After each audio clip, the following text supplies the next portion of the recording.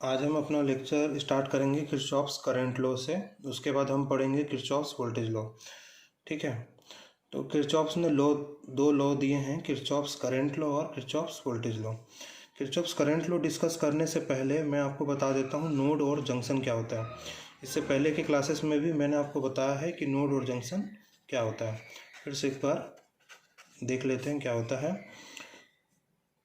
जैसे ये कोई एक ब्रांच है, यहाँ ये दो ब्रांच हो गया, ये तीसरा ब्रांच हो गया।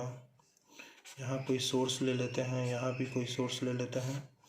इसका नाम V1, इसका नाम V2, इसका नाम R1, इसका नाम R2, इसका नाम R3। तो यहाँ हमारे ब्रांचेस कौन कौन से हुए? यहाँ हमारे ब्रांचेस हो गए, अगर इसका नेमिंग कर दें ABCDEF, तो हमारा ब्रांच हो गया BAFE, ये ब्रांच हुआ। BCDE ये एक ब्रांच हुआ और BE हमारा एक ब्रांच हुआ। तो जंक्शन उसको बोलते हैं जहाँ हमारे दो एलिमेंट्स कनेक्टेड हों।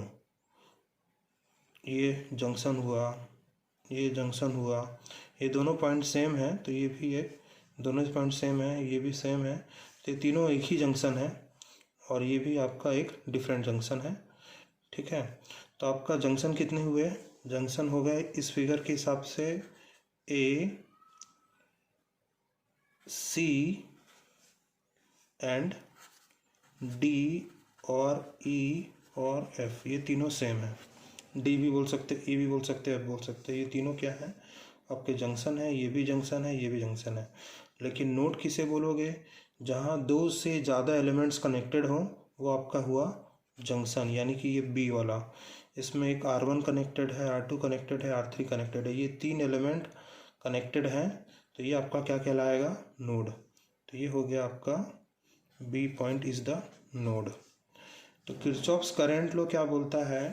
किरचॉफ्स करंट लॉ ये बोलता है कि किसी नोड पर जितने करंट्स इनकमिंग आ रहे हैं उनका जो सम है एल्जेब्रिक सम, उतना ही आउटगोइंग करंट के एल्जेब्रिक सम के बराबर होगा। यानी कि sum of incoming currents at any node is equals to sum of algebraic sum of outgoing current. तो मान लो अगर हम इसमें करंट को डिनोट करें, ये मान लेते हैं कि इसमें करंट आ रहा है I1, इधर से करंट आ रहा है I2 और यहाँ जा रहा है I3। तो मैंने आपको पहले भी बताया है कि ये पानी एक आया I1, यहाँ से पानी आया I2, ये दोनों पानी ऐड होकर के यहाँ चले जाएंगे I3।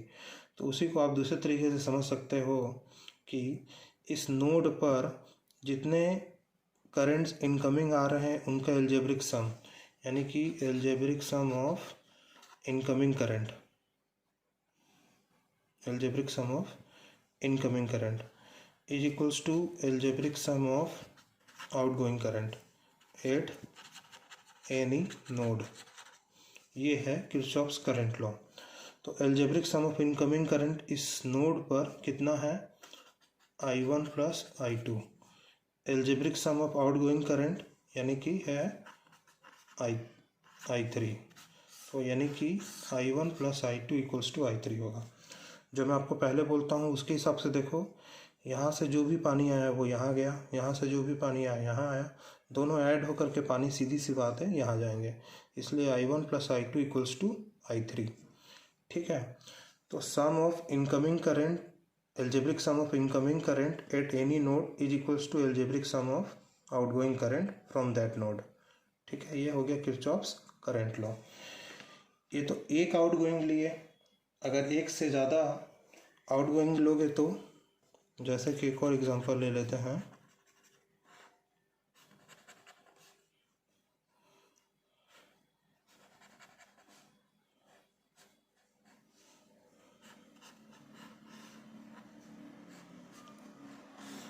अगर हम ये ले लें R1, R2, R3, R4, इसका नाम A, इस पॉइंट का नाम B, ये C और नीचे सभी है, तो D, E, F लिखो या सबको D लिख दो, एक ही मतलब है। ये वोल्टेज V1, ये वोल्टेज V2। तो अगर आप यहाँ पे देखोगे तो आपका जंक्शन हुआ A, इस पॉइंट का नाम नहीं लिखा हमने तो इसको जी कर देते हैं।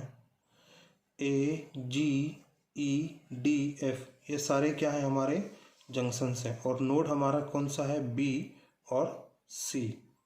ठीक है, ये तीनों एक ही पॉइंट है तो जंक्शन भी बोल सकते हो नोड भी बोल सकते हो। तो ये हमारा हुआ C और B एक जंक्शन और D, E और F को नोड बोल सकते हो। यहाँ पर भी इसको भी नोड बोल सकते हो तो आप इसको नोड मान लीजिए। जंक्शन मानेंगे तो भी कोई प्रॉब्लम नहीं है क्योंकि ये इस पॉइंट के रिस्पेक्ट में ये अर्थ पोटेंशियल पर है। ठीक है, इसलिए मैंने यहाँ पे इसको जंक्शन बोला। तो ये जंक्शन भी मानेंगे तो भी कोई दिक्कत नहीं, नोड मानेंगे तो भी कोई प्रॉब्लम नहीं। तो B और C आपका यहाँ पे नोड हो गया। अगर आप इस B पॉइंट पर कोई करंट एज्यूम करते हैं, ये I1, इस पे एज्यूम करते हैं कि ये I2 है, एक करंट आप एज्यूम कर रहे हो इधर I3 और यहाँ पे एज्यूम कर रहे हो I4, जस्ट फॉर समझाने के लिए कि इनकमिंग करंट आपका 2 हो, आउटगोइंग करंट भी 2 हो या 3 मान लेते हैं तो क्या होगा। तो यहाँ पे इस पॉइंट पर आपको क्या दिख रहा है, एट नोड B आपके इनकमिंग करंट कितने हैं, sum of incoming current equals to sum of outgoing current, कितना हो जाएगा। तो इस पॉइंट पर इनकमिंग करंट है एक I1 यहाँ से I2, तो आपने लिखा I1 plus I2। Outgoing current कितना है I3 और I4।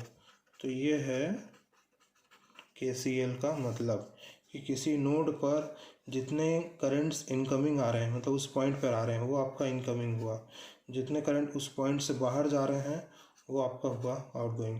That means algebraic sum of incoming currents at any node is equals to algebraic sum of outgoing currents from that node.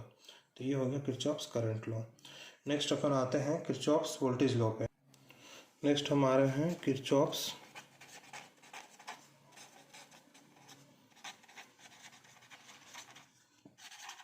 Voltage law पे। तो Kirchhoff's voltage law जिसको short में हम बोलते हैं KVL। तो किरचॉफ्स वोल्टेज लॉ क्या है, पहले आप एक क्लोज्ड सर्किट बना लीजिए।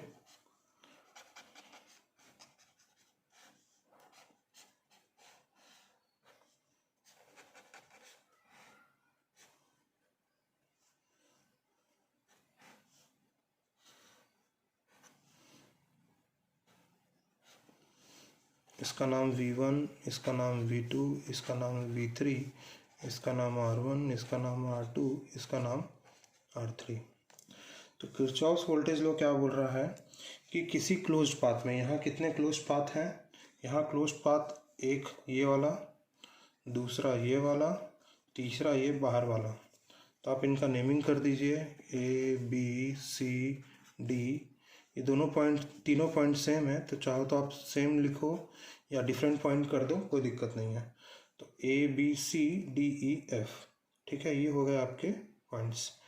तो किरचॉफ्स वोल्टेज लॉ ये बोलता है कि किसी क्लोज्ड पाथ में, एग्जांपल ले लेते हैं ABEF, इस क्लोज्ड पाथ में the algebraic sum of voltage drop, algebraic sum of voltage drop, voltage drop किस में होगा, रेजिस्टेंसेस में होगा। The algebraic sum of voltage drops and battery EMF, ये क्या है, बैटरी या फिर EMF। तो ये हुआ आपका DC वोल्टेज सोर्स V3 और V1। तो the algebraic sum of voltage drops and battery EMF in a closed path is equals to 0। तो मान लेते हैं कि आपने कोई करंट एज्यूम किया, तो ये माइनस है, ये प्लस है, ये प्लस ये माइनस, करंट आपका प्लस से निकला, यहाँ गया ऐसा I1। फिर मान लेते हैं यहाँ पर करंट आपने लिखा I2 और यहाँ लिखा आपने I3। यहाँ दो टाइप के करंट होते हैं, एक को बोलते हैं ब्रांच करंट और एक को बोलते हैं लूप करंट। ठीक है, तो यहाँ मैंने क्या है, ये एक ब्रांच है, ये एक ब्रांच है और ये एक ब्रांच है, तो यहाँ पे मैंने ब्रांच लिया है। तो ये I1 I2 I3 क्या है, ब्रांच करंट है। इसी को आप ऐसा भी बना सकते हो,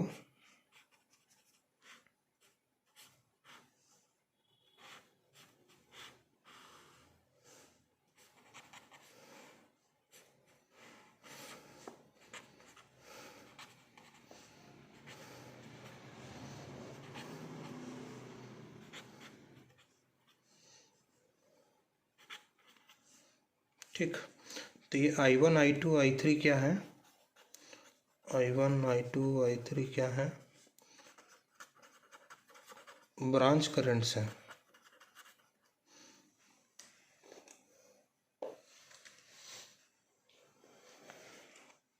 और यहाँ पे मैं एक करंट ले रहा हूँ जो कि है लूप करंट। ठीक है, तो लूप करंट लेने का तरीका क्या है, आइदर डायरेक्शन को आप क्लॉकवाइज लेना है, क्लॉकवाइज, या फिर एंटी क्लॉकवाइज। इसको बोलते हैं क्लॉकवाइज, इसको बोलते हैं एंटी क्लॉकवाइज। घड़ी की दिशा में क्लॉकवाइज, घड़ी की विपरीत दिशा में एंटी क्लॉकवाइज। तो जितने भी छोटे क्लोज्ड लूप बने, या जिसको बोलते हैं मेस, सबसे छोटा ये है और ये है, बाहर का बड़ा वाला नहीं। तो ये जो छोटे क्लोज्ड लूप बने हैं या मेस बने हैं, उनमें आपको दोनों में या तो आपको क्लॉकवाइज लेना है या एंटी क्लॉकवाइज लेना है। तो मैं दोनों में क्लॉकवाइज ले लेता हूँ, इसमें भी और इसमें भी। क्योंकि यहाँ पे मैंने I1 I2 I3 नाम ले लिया है, तो मैं इसका नाम डाल देता हूँ I4 और इसका नाम डाल देता हूँ I5। ठीक है, तो पहले अपन इसकी बात करते हैं, फिर बाद में इसकी बात करेंगे। तो I1 I2 I3 क्या है, आपके ब्रांच करंट है।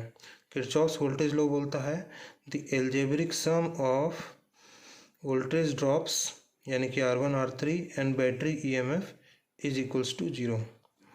तो इसका मतलब क्या हुआ, आपको किसी पॉइंट से स्टार्ट करना है, A से, B से, E से, F से, एलिमेंट से स्टार्ट नहीं करना है। तो मान लो स्टार्ट कर रहा हूँ मैं A से, तो मैंने लिखा इन A B E F A। क्या लिखा मैंने, A B E F A। जहाँ से स्टार्ट कर रहे हैं वहीं पे रिटर्न भी आना है, ये बहुत ज़रूरी है। अगर आप ये नहीं करेंगे तो आपसे मिस्टेक 100% होगा ही होगा। ठीक है, तो आपने ए से स्टार्ट किया, आपका करंट कैसा है, लेफ्ट से राइट। मैंने आपको बताया हायर पोटेंशियल से लोअर पोटेंशियल, इस पे बनेगा प्लस से माइनस।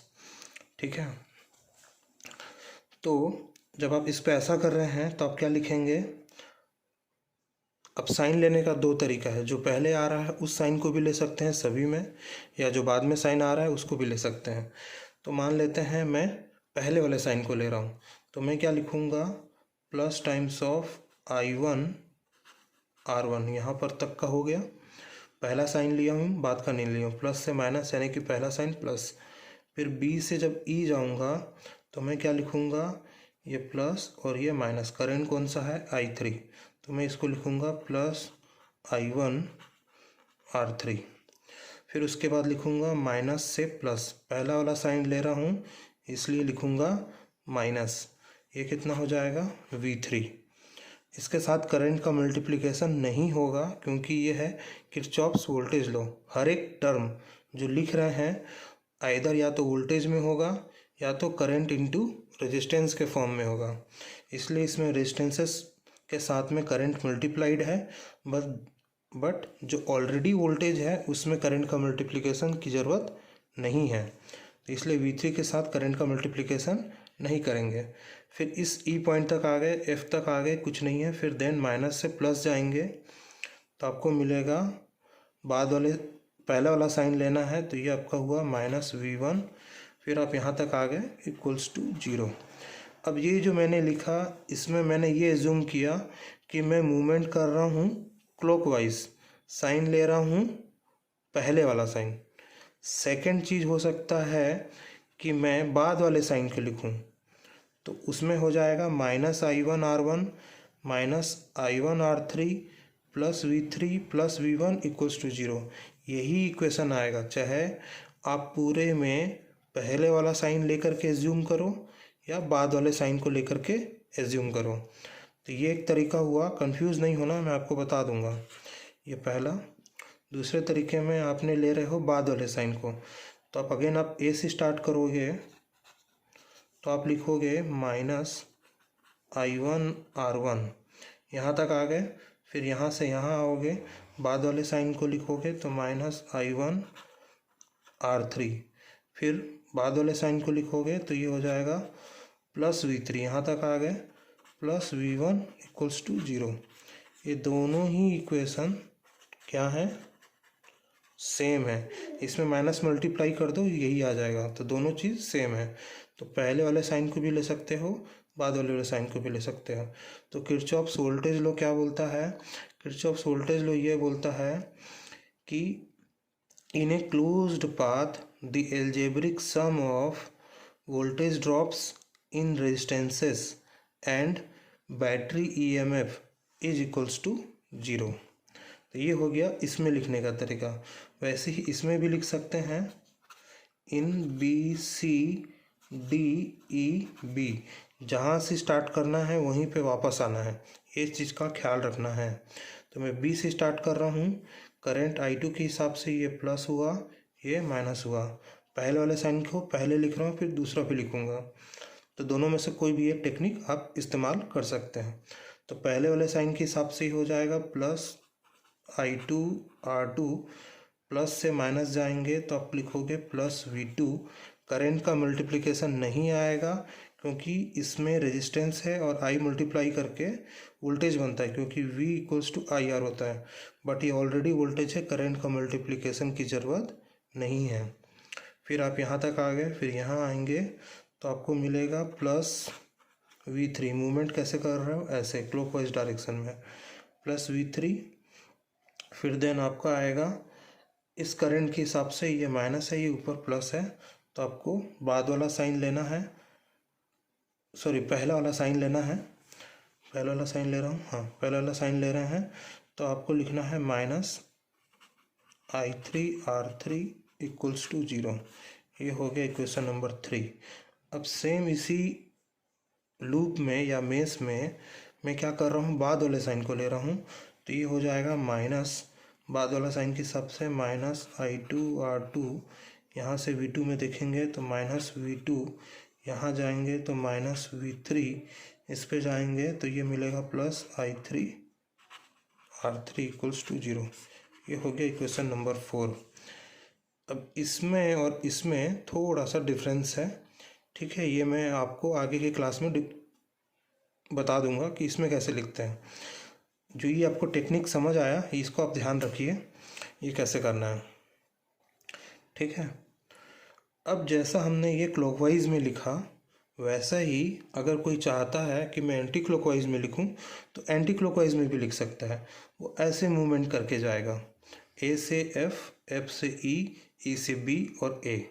उसमें भी वो पहले वाले साइन को भी ले सकता है और बाद वाले साइन को भी ले सकता है।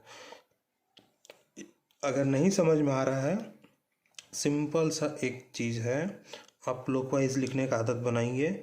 या तो पहला वाला साइन को लीजिए जो पहले आ रहा है, या तो बाद वाले साइन को लीजिए। दोनों में से कोई एक टेक्निक को आप कंटिन्यूसली आप प्रैक्टिस करते जाइए, तो बाद में आप कोई दूसरा चीज़ को प्रैक्टिस करना।